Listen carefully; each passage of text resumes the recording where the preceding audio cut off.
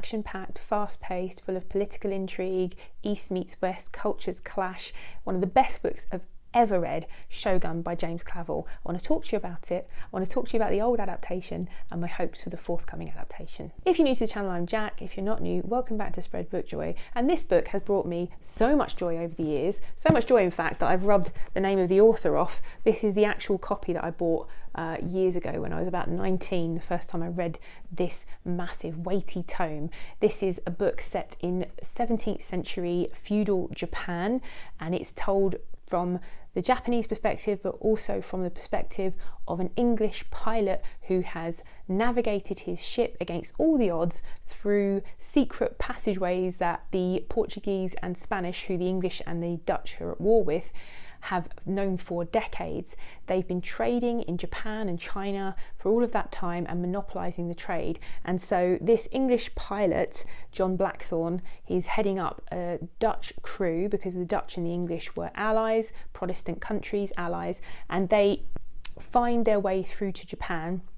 They land on the shores after arriving with a bang in the opening scene is a storm at sea, and they've been at sea for a long time at this point, and they just don't think they're going to make it, but they do make it to Japan. And this is the tale of Blackthorne, who is very clever, an interesting character. He's really intelligent and daring and very brave. He's a very great character. He's a great leading character, and he has to navigate the world of Japan, where very few of the Japanese speak English, Dutch, well, none of them speak English, but very few of them speak Western languages. So we discover that when he lands in this small fishing village, and the only person who can speak to him is a Spanish Jesuit priest, because Blackthorne speaks several languages. He speaks Spanish, Portuguese, Dutch, English, Latin. He's a very educated, intelligent man, and he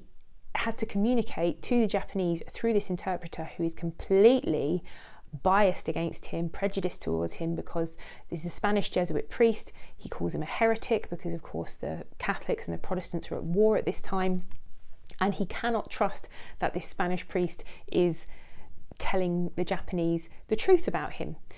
So that's how the novel starts, and as it unfolds, we are treated to a massively rich, engagingly built world full of characters who have layers upon layers and layers and layers of intrigue going on. The amount of double-crossing, backstabbing, psychological warfare going on in this book is amazing. So they land in this small fishing village, but the wider picture here in Japan at this time is that there was a ruling war leader, the Taiko, who has died and left his son as his heir, who is too young to rule. So there is a council of 5 daimyos, who are the sort of lords in Japan, and they are about to have a split, a schism, because they're arguing. And one of them, who is Yoshi Toranaga, who is one of the main characters in the book as well, he is the daimyo that the others suspect of wanting to take power for himself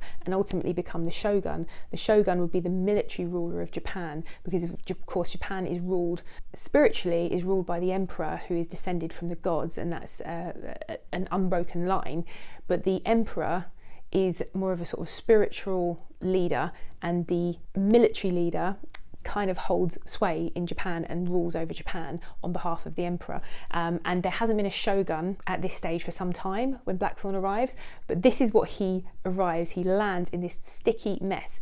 Coupled with that, the Portuguese and the Spanish, who are there already, are completely hostile to Blackthorne. So he has to persuade the Japanese, see that the Portuguese and Spanish have a monopoly on the trade for them, and that there will be a benefit to the Japanese trading directly with the English and the Dutch. So yeah, it's a very sticky political mess. The book moves at a really fast pace because we've got all of these different characters that we're following who have different motivations, and they're all kind of pulling and tugging back and forth throughout the book. There's so many delightful and also terrible things going on. It's a very violent book. Feudal Japan was a very violent place, much like any place in the 17th century would have been. Europe was a very violent place in that time. So Blackthorne walked into a hornet's nest, politically speaking, but this book is a really rich cultural exploration of feudal Japan at that time. We start to learn about Japan as Blackthorne does through his eyes, but then we also see the perspective of the Japanese with these Europeans coming in and realizing that Catholicism is not the only sect of Christianity, because the Catholics have been trying to convert a lot of the Japanese, and Blackthorne tells them straight away, well, they're not the only Christian show in town. Just amazingly well drawn picture of Japan and the culture and the customs and the things that Blackthorne has to get to know. And the cultures between the European culture and the Japanese culture, they clash in so many ways that result in some surprising and often shocking outcomes for the Japanese and the Europeans. The beauty of this book is the way that Blackthorne is written.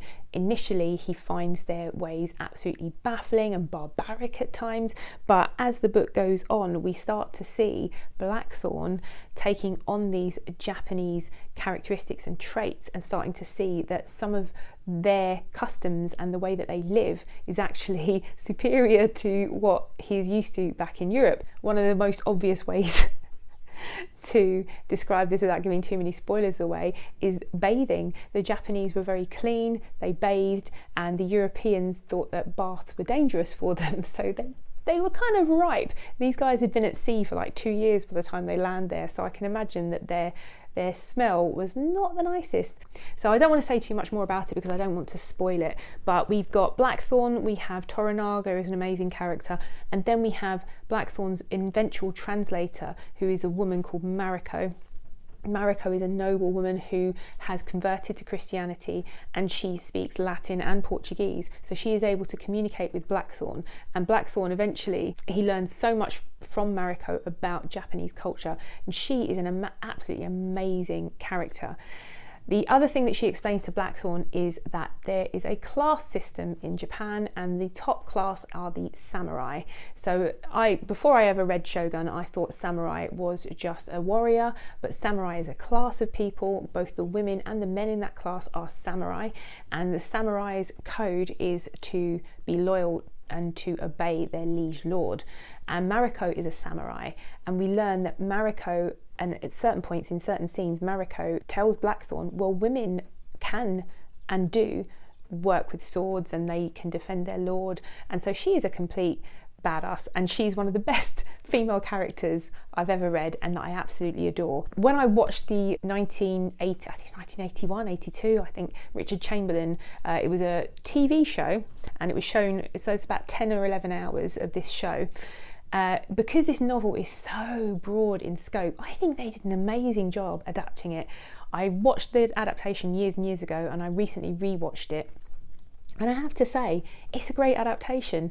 The only downsides to the Richard Chamberlain adaptation are that we don't get as much of the Japanese perspective as we do in the book. We get an insight into what they're thinking, what their strategies are. We get to see things from their perspective a lot more than we did in the TV show. The TV show really shows everything as really only minor amounts that are not shown from Blackthorne's perspective. There are a few episodes where we do get scenes where it's just the Japanese characters, but often those scenes are completely in Japanese with very few subtitles, with a narrator talking over the top to explain what's going on a little bit. So that's the only downside of that. That and the portrayal of Mariko. Mariko in the TV show, she is not a warrior. In the book, she has a couple of scenes where she has to fight and she proves that she can. In the TV show, she doesn't even mention that she is samurai, which is something she talks about, and at her heart she is throughout the novel. So in the show, she was very demure and very feminine, which she is in the book as well, but she's also a kick-ass warrior. So what I'm hoping for in the new adaptation is that we get to see the Japanese perspective a lot more, that we get to see Mariko, the character of Mariko, as an absolute kick-ass samurai warrior, as well as a very demure, very elegant Japanese noblewoman. So yeah, that's what I'm hoping for it. If you haven't read Shogun and you're put off by the size, what I would say is it is a page turner. It is like 1,200 pages thereabouts, and every page is readable, every scene is worth it. There's no point where you think this could have been cut out. Everything that happens in this book has an impact on the next thing and the plot. So the minute you open it, the minute you start it, it is a page turner, and by the time you get to the end of it, you'll think you didn't want to leave the book, you want more of the story. So yeah, that's why it's still one of my favourite books, and it held up. I did worry, because I hadn't read it for about 15 years, if it would hold up on a reread, but yeah, it's my 4th read of it now, and it has held up every single time. I'm so pleased to have reread it. So if you've never read Shogun, are you thinking of giving it a go? I would definitely advise doing it ahead of the TV show starting. And if you've read Shogun, tell me, what do you think of it? Is it one of the books that you've enjoyed in your life? Is it a book that means a lot to you? Is it a book that you hated? I'm happy to hear all thoughts and views. So please, if you've not been here before, maybe consider subscribing. Hopefully, if you like the video, click like. If you want to leave a comment, please do. If you can't think of a comment to leave, maybe leave a Japanese flag emoji in the comments, and hopefully I'll see you again here soon. Bye.